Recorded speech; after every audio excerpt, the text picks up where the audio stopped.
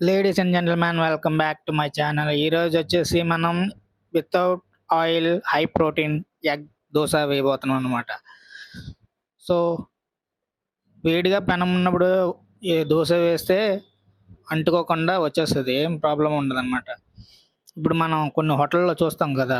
కంపచిపురు పెట్టి తుడుస్తారు అలా అనమాట. సో, అది ఏసిన తర్వాత దాని పైన 2 ఎగ్స్ ఏసుకుంటాం అనమాట నార్మల్‌గా. నార్మల్ ఎగ్స్ అయినా ఏసుకోవచ్చు. లేతే ఒక ఎగ్ వైట్ ఏసుకోవచ్చు. లేదంటే ఒక యెల్లో 2 ఎగ్ వైట్స్ అయినా ఏసుకోవచ్చు. ఎలాగైనా వాడుకోవచ్చనమాట. దోస అయిపోయాక ఇందులో ఏముండదు మ్యాటర్. ఇక్కడ ట్రిక్ ఏంటంటే ఇక్కడ అందరూ పొరబడేది ఇక్కడే.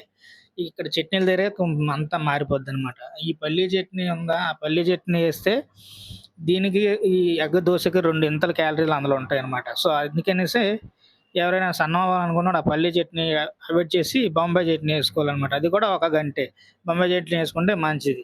అదే కొంచెం మజిల్ గెయిన్ బిల్డ్ చేయాలనుకుంటే అప్పుడు మీ పల్లీ చట్నీ వేసుకున్నా పెద్ద ప్రాబ్లమ్ అయితే ఏమి ఉండదు.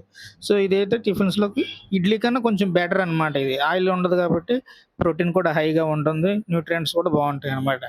సో, అది. ఇలా ట్రై చేయండి ఈసారి చేసేటప్పుడు. బావుంటుంది. వర్కౌట్ అవుతుంది. బాయ్.